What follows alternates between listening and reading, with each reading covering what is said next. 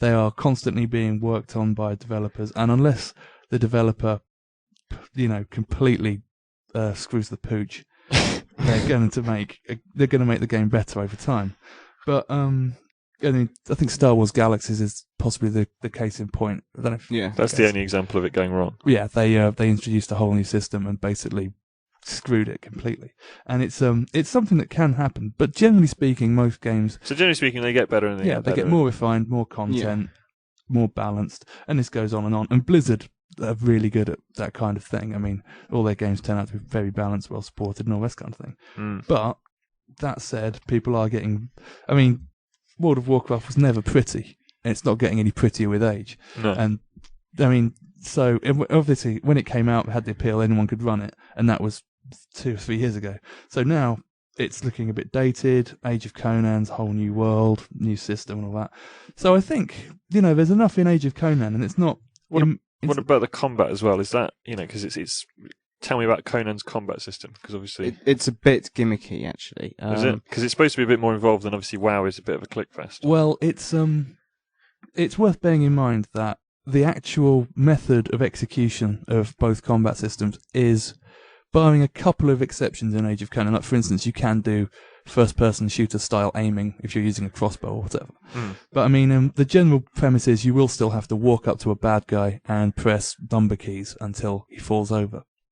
The difference with Age of Conan is when he falls over, there's a good chance his head will come flying off, and you can all go, look at that guy's head, which is great. It is pretty good. It's like in World of Warcraft, there's kind of like people saying Logdor and all that stuff, but in Age of Conan, you sever heads, and that demands respect.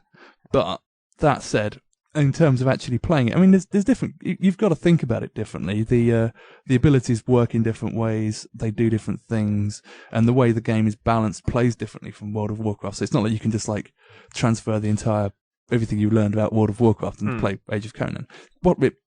It's all sort of done differently, but it's all executed in the same. Walk up to bad guy, mash keys, bad guy fall down. I think that one key difference between the two. Certainly, I mean, I'm playing Age of Conan quite religiously at night, and you wouldn't tell you coming to work fresh as a daisy every morning. Really? Yeah, those 8 cups of coffee you down. And I only had 6 today, but I think I've played it so far, and I've got halfway through the game. I'm almost up to level 40, and it hasn't been particularly difficult so far. I've really enjoyed it. But I think they've designed Age of Conan, so going all the way to level 80 isn't that difficult. Some players have done it, and the game hasn't been out even a week yet. And so I think they're looking at it that there's more to the game than just going from level 1 to 80 and then you've completed it. There's a strong PvP element, which World of Warcraft has, but it wasn't designed around from the start, I think. World of Warcraft is primarily an adventure from 1 to, I think it was 60 when it first came out. Yeah. And that was the mainstay of the game. Age of Conan is supposed to offer siege warfare. You build cities, and you can do some PvP mini games as well. It's very much your configuration of a class versus someone else's configuration of a class. Or to be specific, if the since obviously no one's actually belligerent and numerous enough to have built a battle keep yet, there is the fact that it will be not so much your build against one other man's build of character. It will be you and about 100 of your mates kicking the hell out of some other bloke and about 100 of his mates over control of your castle. And all that element to it, which is as yet almost unexplored.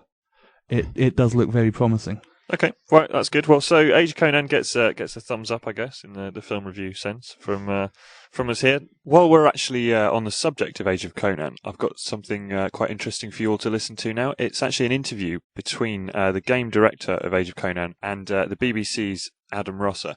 Now, Adam Rosser is actually the producer of a show called Up All Night, which goes out on 5 Live at sort of 2 in the morning. And that's a show that I was actually on a couple of weeks ago because they do some game discussion every now and then. So Adam kindly gave us the interview for us to play here. There's more of it that's going to be on the Radio 5 show. You can have a look on the website. It's called Up All Night. So the web address will be something like bbc.co.uk/5live/Up All Night. Anyway, hope you enjoy it. What I can fairly say is that we have adjusted our course accordingly. Well, it's a big elephant, but it's an elephant with many children. You know, it's an elephant that has broken a lot of ground for us. 4 years ago or 5 years ago when we started this, if we were to say like, oh, we want to use like tens of millions of pounds on a project like this, people would go like, oh, you guys are insane. They're never going to make that money back. But now when people look at World of Warcraft and they go like, oh, 10 million users? That's incredible. And they do the math and they see, well, there's actually quite a lot of potential. And with World of Warcraft having, I don't know, like 2%, 3% churn every month, that's going to be 50, 30, 40, 50 million players who are fed up with World of Warcraft and want to do something else. So I don't think for us World of Warcraft is a challenge, it's a blessing. I cannot say anything else. It's opened so many doors for us and it's readied the ground for Conan and his emissaries. And I think people are tired of the whole pink trouser, plastic, fantasy art concept that you have there. It's comic book related, it's for kids. They would like to, step away from McDonald's and have a bloody steak and a good red wine. And that's what we offer. There's loads more game stuff on the website, and you can also buy games from our game shop if you go to custompc.co.uk, and there's a little games link at the top. We've actually got an Age of Conan Baby Barbarian, it's called. It's a little feature with some advice for your first couple of days in Hyboria. So, as promised, now Clive is in the podcast pod, and on Sunday he's going to be flying halfway across the world to gloriously sunny, or gloriously rainy as it usually is, Taipei, Taiwan, to attend the Computex trade show along with James, and they're going to be reporting for the website. So, Clive, are you looking forward to it? You look quite scared. Very apprehensive. It's a lot of work, Computex, but very interesting stuff. Essentially, if it's going to happen in the next 6 months to a year in the tech world, it'll happen at Computex first. And so we're going to be on the floor trying to hunt out what's going to happen in the next year or so. Preview samples of all sorts of things. So expecting a lot of Intel P45 motherboards. We'll be expecting new GeForce graphics cards, new Radeon graphics cards, and all sorts of interesting oddities, no doubt. Do you think you're going to get a glimpse of Intel's new Nehalem CPUs? We've had a couple of spy shots, so... Yeah, there's a tantalising behind closed doors briefing that we're trying to arrange with Intel at the moment. So if you say any more, we'll have to kill exactly. you. Fair enough. We're hoping that's going to be Nehalem. It could be anything. It could be Centrino 2 or something that's exactly, equally as interesting. But we're hoping it will be Nehalem. We're hoping it might be a system we might be able to benchmark, or they might have benchmark results for. Any chance it'd be Larrabee, or is that completely out of the question? From what little we know about Larrabee, I expect that would be next year. Too early. Fair enough. Probably too early, I would have thought. Definitely not too early for the new GeForce cards and the new Radeon cards. We spoke a bit earlier about GT280 and HD 4800 or 4800. So I would expect them to be kind of, maybe not openly on show. I don't know when the NDAs are. I think they will be, possibly. We'll see when we get there. Exactly. So I'll be hunting around all the graphics card manufacturers trying to fool them into showing me a card so I can take a photo. So you're flying out Sunday the 1st, which means, is the first day of the trade show the Monday or the Tuesday? Tuesday. Tuesday, okay. So the podcast hopefully will be up on the Monday, so that means from tomorrow, that being Tuesday, the 3rd of June, we will have regular updates on the site. How long do you think it's going to take before you get fed up of EPC clones? Approximately how many minutes into the trade show? About 4 months ago. Gotta say, because obviously EPC was first shown off at Computex 2007, and I remember you were the one who got the story. I remember you coming back from the ASUS briefing and saying, "Actually, they might be onto something with this." Yes, indeed. A tiny laptop that costs not much money. It sounds like something that should have been invented years ago.